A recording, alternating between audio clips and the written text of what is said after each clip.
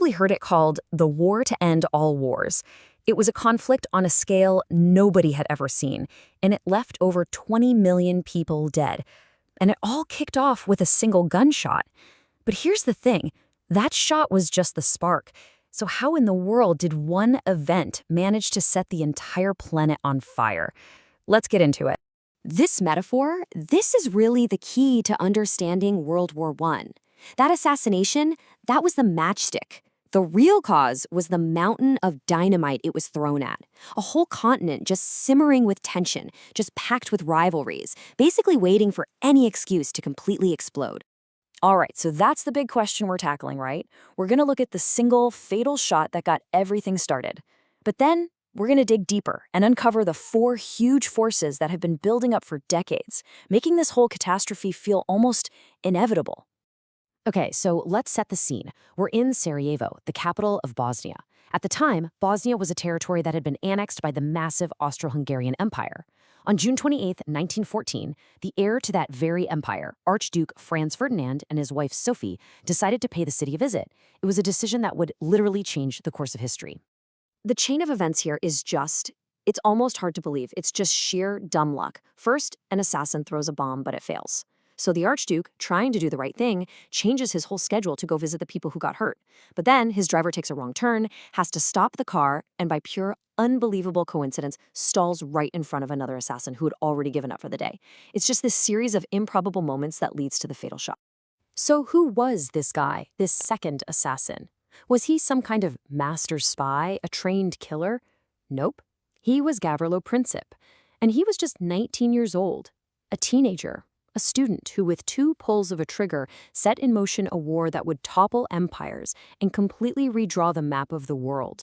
You know, Princip wasn't just some random, angry kid. He was a Yugoslav nationalist. What does that mean?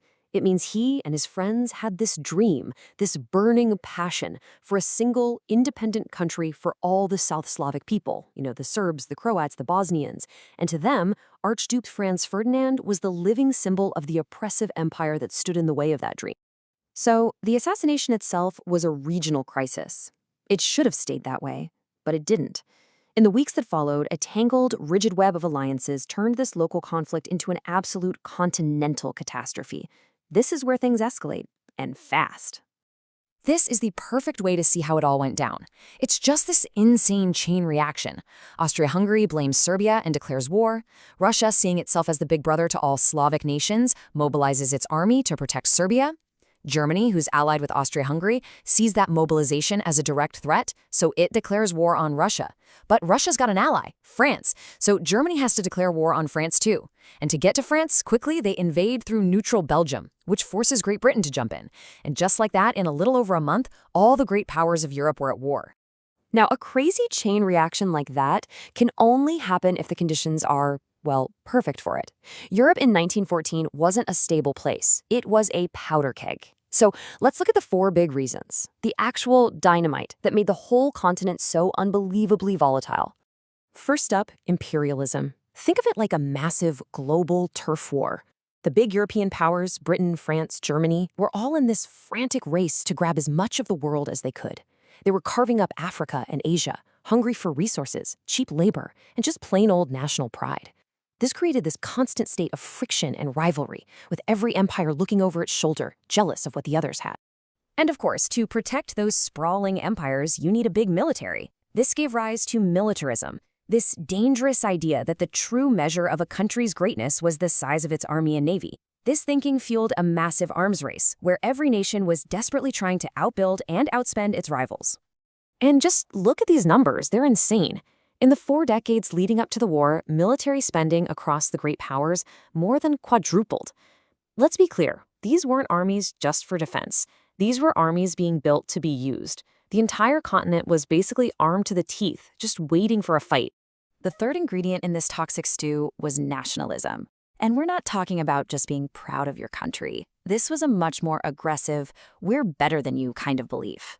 Rulers used it to whip their people into a frenzy, convincing millions of ordinary guys that marching off to war was some kind of glorious, noble adventure. Which brings us to the final piece of the puzzle that tied it all together. So, you've got imperialism, militarism, and nationalism, all creating this incredible tension. But the real problem, the thing that made a huge war basically unavoidable, was a complex web of formal, binding military alliances. This was the tripwire. By 1914, Europe was basically split right down the middle into two armed camps. You had the Triple Alliance, Germany, Austria-Hungary, and Italy, and on the other side, the Triple Entente, Britain, France, and Russia. These weren't just friendly handshakes. These were ironclad military pacts. An attack on one was considered an attack on all. There was no room for a small fight anymore. And this kind of thinking went all the way to the top. Leaders like Germany's Kaiser Wilhelm II really personified this aggressive mindset.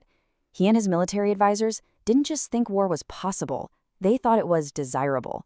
For them, a war was the best, maybe the only way to prove Germany was the top dog in Europe.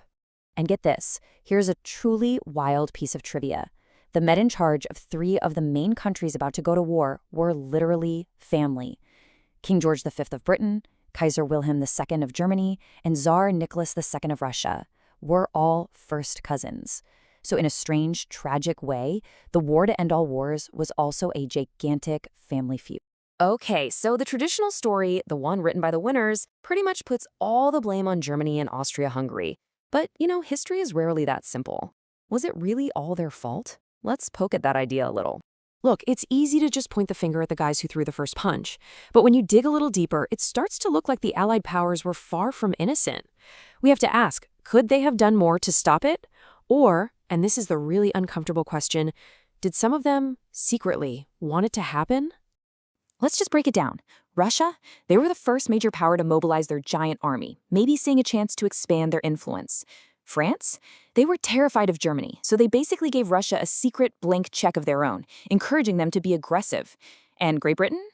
They mostly sat on the sidelines and avoided getting involved in mediation, maybe because a war would be a pretty convenient way to weaken their main economic rival, Germany.